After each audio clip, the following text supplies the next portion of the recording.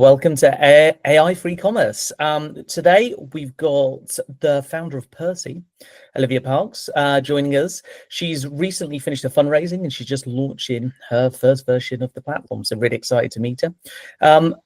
Olivia, why don't you introduce yourself? Tell us a bit about Persi and we'll take it from there.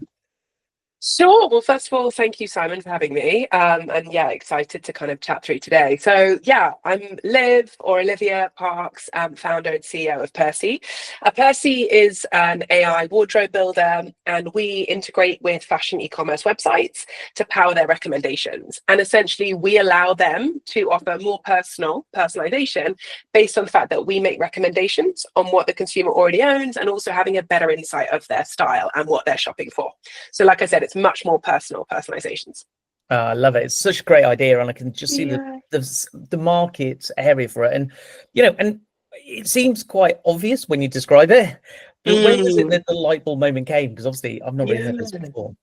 No, for sure. And I guess, look, personalization has been around for a while and it comes in all different shapes and forms. We're addressing it in terms of sort of on-site shopping personalization. And the irony now really is the fact that it is just not personal currently. So at the moment, if you get any kind of personalization when you're shopping online on a retailer's website, you're probably going to be shown something similar to what you just bought. So you might buy a pair of jeans, you get shown more jeans or more trousers, or you might get the option of you may also like.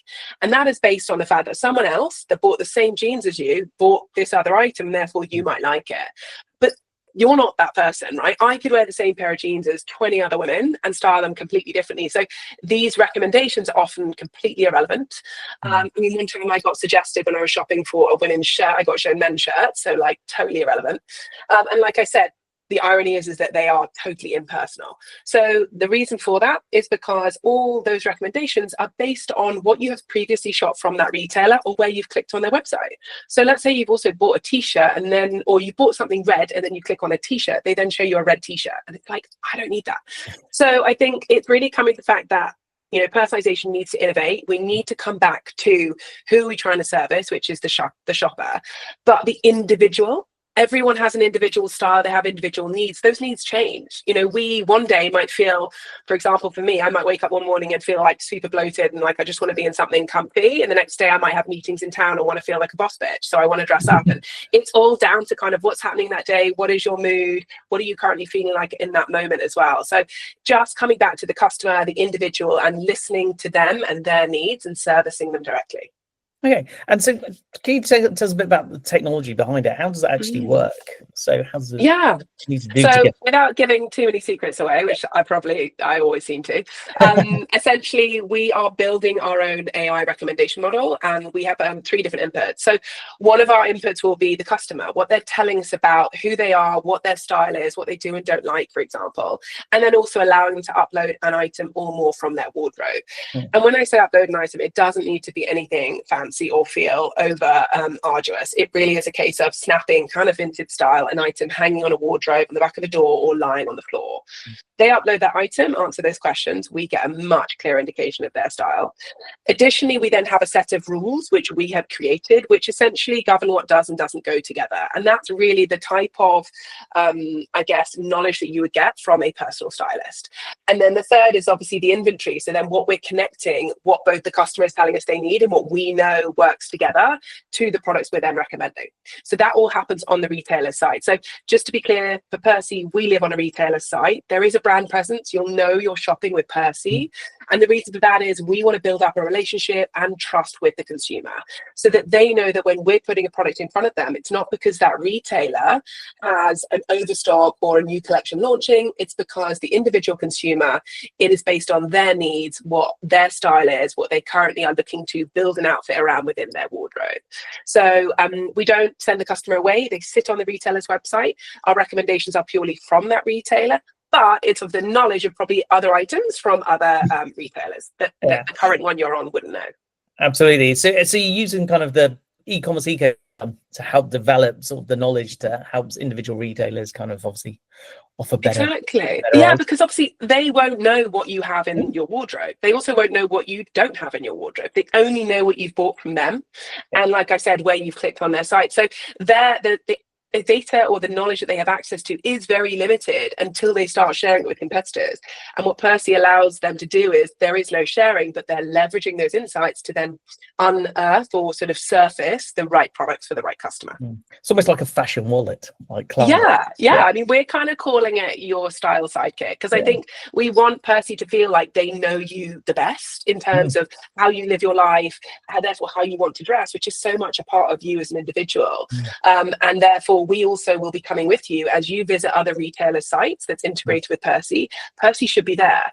And I want it to get to the point where, you know, shoppers, as we call them, the customer, they land on a retailer site and they're frankly pissed off that Persi is not there, because they know that they will get a much better experience because Persi knows them the best.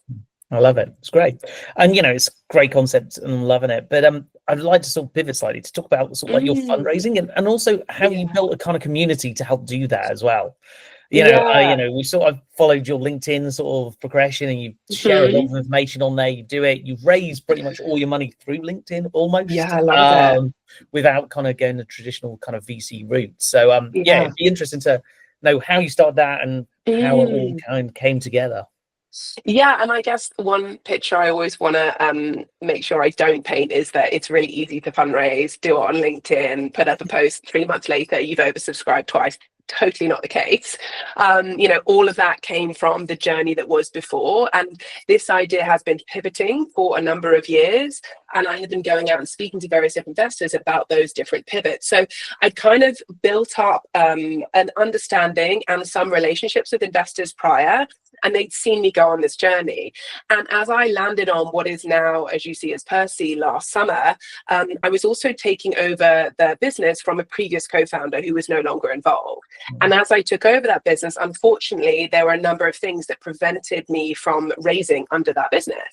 And just to be really clear, the original idea was around made to order menswear, that's fashion clothing, using some sort of tech or personalization, but it's totally different to where we landed now. So what the main challenge was, I realized, is that when my co-founder had applied for the SEIS, he unfortunately had made an error, or the accountant had made an error, and he signed off on it.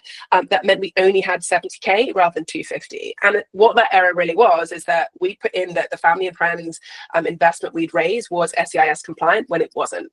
So although we challenged it with HMRC, they said, we agree it's not compliant, but essentially because of the way they are structured, they cannot track that it hasn't been used, and therefore they can't reimburse us. So I was left with this bitter pill of only 70k. And I had actually thankfully now my lead investor come to me on a LinkedIn post that I'd put out about whether you should pay to pitch. Now, bearing in mind, this VC I'd been rejected by a few times before because I previously had a D2C offer and they focus on B2B. He came and commented on one of my posts, "You should never pay to pitch, Liv. I'd love you to pitch to me." I pitched, he was interested, but I had less than 100k of SEIS, so it didn't make sense for him because they're an SEIS fund. So with that, I just couldn't get this lead investor. And so first of all, what I had to do was close that business down. I had 3 months to wait while that company essentially got sorted out. And within that time, I knew I needed to find a way to prove out this concept still as it started to continue to pivot. So I kind of stitched together an MVP. I am no techie. I literally was essentially styling behind the scenes. So what that MVP looked like, it was a consumer offer. So consumers could upload 3 items from their wardrobe, and then I would build looks around it with links to buy. And after 10 minutes, I was oversubscribed. So I was like, let's add a paywall and see if these people will pay. Because although the retailer is my customer, if I can prove that consumer, the shopper, will pay, then it's going to open doors to conversations with retailers to show the power of this tool. So within 2 months, we serviced 43 paying customers. We got an 88% purchase intent, which included 43% conversion rate. We also hit 90% style accuracy, and 98% I think would use it again. And that was me at night shopping until about midnight for two months. So with that validation, I took it to a retailer that I know, which is an online rental platform called High Street. And we agreed to try a couple of different pilots. We had to manage the demand because it was still just me. So I couldn't scale it. So we needed to keep it quite tight. So we went out on email, and essentially we were looking to re-engage with their customers that had lapsed announced over 12 months. Really hard feat for anyone, let alone with a personalization offer they would never have heard of. But within that, we had 43 people click through to their recommendations and 6% conversion. So again, we were really happy with these stats. At the same time, in January, I secured my 250 SEIS. I had to rebrand to Persi, which is actually a lot closer to my heart. It's named after my son, but it's also ingrained in personalization. So it just made sense. And I got a friend over the weekend to whip me up a logo for free because I had no money. In fact, I was still paying a business loan from the previous business. So I was challenged. Anyway, we then launched in February our fundraise. And the beauty of what I had done is those people I was speaking to last summer, I'd taken them on a journey. So they'd seen the challenges I was up against. They'd seen me have to close down a business, rebrand, build an MVP myself with no money and no technical ability, get these paying customers, get a B2B pilot running, and then secure the SEIS. So they'd seen all of those attributes that they look for in a founder at this stage, when frankly, it's very hard to prove anything else. The tenacity, the determination, I guess, the resilience as well, all of which are super key. And when I then said I'm now fundraising, it wasn't a case of great pitch to me. It was a case of great, this is what I'm in for. So that prior journey, and I was sending them emails every month telling them I'm going to do this. The next month I did this. Now I'm going to do this. It really, really helped that warm-up period. So I was raising 350. And within a couple of weeks, I had 670 on the table. So I was now considering, do I raise more? And the reason being is that both these lead investors, the other was a syndicate, an angel syndicate based in Scotland, they were happier for me to raise more because they want it. They know at the moment it's taking longer to raise seed rounds and also to prove out your product market fit. So they wanted me to raise closer to a 650, which I agreed, but obviously that meant an increase in my valuation, which they agreed. And then I decided that actually what I really wanted was some female angels on board that I'd found really hard to find, because as a female founder, I'd actually found it pretty challenging to raise in those few years prior. So also they're going to be my first adopters for my product. So I wanted them on my cap table. So I asked Syndicate to come in lower. So rather than 250, 200, and I ring fenced the final 50 for female angels. And I put a post on LinkedIn and I simply said, look, we're about to close. We've oversubscribed already, but I've ring fenced this 50K for female angels. If you're in retail and or tech, bonus. But really, I just want people that believe in my vision and want to come on this journey. And within 24 hours, I had 10 calls in the diary. And then following that, a day later, I had 167K pledged for the 50K, which was just mind blowing at this stage because I was like, how have we got here? So look, of the 10 women, I took 8 of them on. They all came with added value, every single one of them. Some of them, actually 4, were first-time angel investors, but all of them were coming with some kind of prior knowledge that could help me and Percy on our journey. And I got them to come in at their lowest possible ticket. I increased my raise to 660 and I closed. So that was a bit of a wild ride in terms of the investment, but as you can see, it really was because of the whole journey before then. And I think what I also did the year prior was I started to build up my presence on LinkedIn. I did a personal branding challenge at the beginning of 2020, what are we now? So 2024. And I think what it showed me was consistency is key, finding your voice and who you are, and then just kind of letting go of being perfect in terms of a post. And I stuck to that. And I did one post, not every week, but I tried to work towards one every week. And I think what that did was to build up the community and the presence of who I am, what I was doing, very honest, very raw with that journey I've just shared, that when I put that post out for the female angels, they were there and they'd watched again that journey. And I think that's really interesting because I've seen your LinkedIn and it is very raw and personal. I know, one of the latest posts was just about going on holiday and you should never go on holiday as a founder, but actually you're like, actually I've got kids, I've got a husband, I need some time away, all those kind of things. And I feel like a lot of people, there is the hustle culture and it's like, I wake up at 3 o'clock in the morning and go for a run and then I meditate and then I work on business number one. and I do think people who have real lives where they do have families and kids and it's like it's near on impossible to do. And so I really I've been inspired by kind of the way that you've done it, and I take it you're a big advocate for like just living in public almost, especially on this range of grounds. Totally.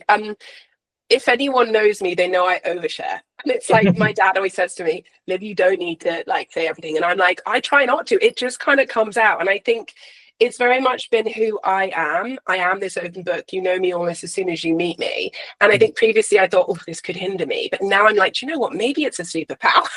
Maybe that is actually how I build relationships so quickly, and how people get to know me or my business or what I'm doing, and they're interested in it because I don't hold back the bad stuff. I'm not trying to, like you say, I'm not trying to paint this perfect picture. I'm just trying to be honest with what is happening. I'm also not trying to do clickbait. Like, I don't want to necessarily, like, you know, put a post out there that people like, oh gosh, I've got an opinion on that. That is not what I'm trying to do. I'm just trying to have really honest conversations, because I think if there was a few people that I saw do that, and I was looking to understand what is this true journey before, and I think it does help you. And certainly I've heard since then, since I've been doing it, other founders being like, thank you so much for sharing that. It made me feel normal, human. I mean, I had one girl come up to an event and cry because she was just like, I don't know how I'm going to do this. And she was like, but you're showing me that it is possible. She was like, I've got a husband and I'm challenged, but you've got 2 kids and you're still doing it. And I think, you know, we just have to find our own way. Yeah, absolutely. And so obviously you've raised the money, you're building a product, you're getting out there now, you sort of getting on podcasts, doing all these kind of great things, so building it. But you know, obviously I know AI is a big part of it. And you know, and AI is dominating now everything. It's changing everybody's careers and how business as well. How do you see that affecting Persi over the next kind of few years, and how are you implementing it more? Yeah, it's super interesting, because what's very topical at the moment, people keep sending me things through, is obviously how agentic AI is changing the way people are shopping.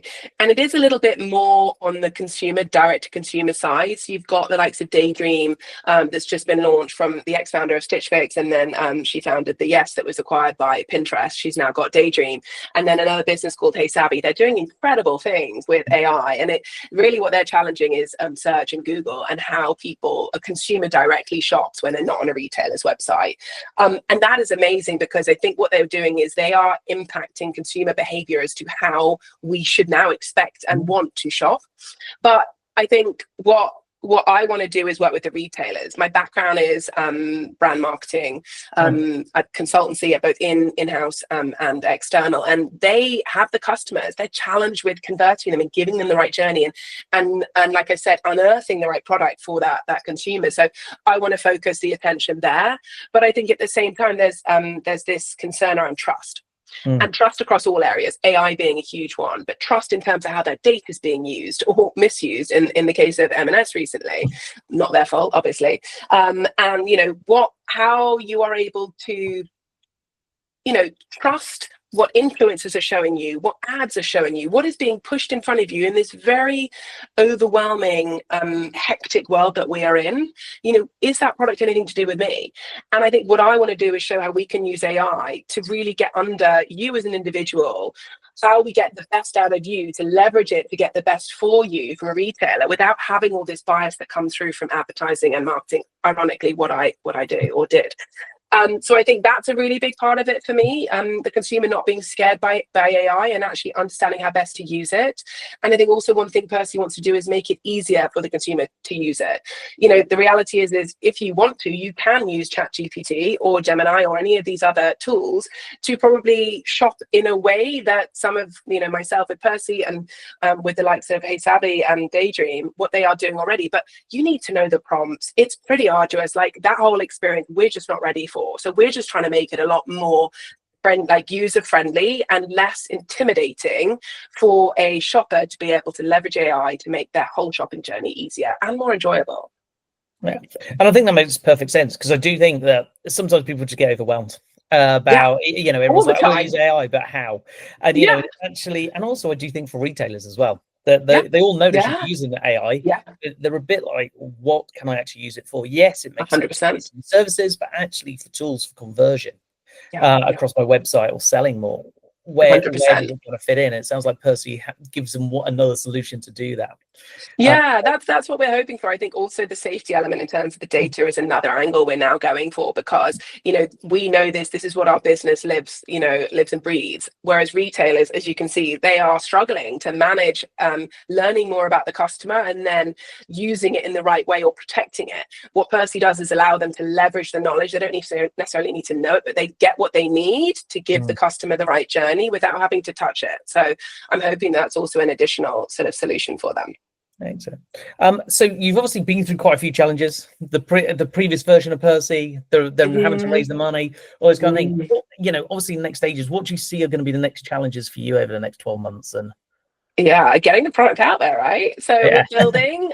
Yeah, we had a build plan when we closed the raise, and how that then panned out in the calendar. We now need to do it quicker, as you always do. So we are working very hard to get something out of the door for Q4 ahead of key retail period in terms of Christmas and sale, etc., and Black Friday. So that is our goal, and that is what we're focused on. And therefore, the challenge that we're going to have is making sure the product is good enough for both the retailer and also for the consumer in terms of the accuracy of recommendations.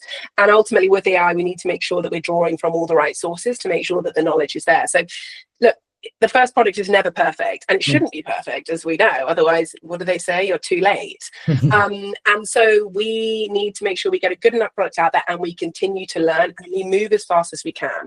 We fail, we change. We fail, we change. We just keep moving, keep learning, and keep listening to the customer, both the retailer, who's our customer, and the shopper, who's their customer, the end consumer. So I think that's our biggest focus, is to make sure we get product market fit in order to move to our next stage. Amazing. Well, I thank you, Liv, very much for your time today. It's been really interesting hearing your journey, how you've gone from pivoting, raising money, and then sort of like sharing your life as well on social to really help that. And then, you know, really excited to see how Persi sort of kind of grows. Thank you so much, Simon. It's been a pleasure. Excellent.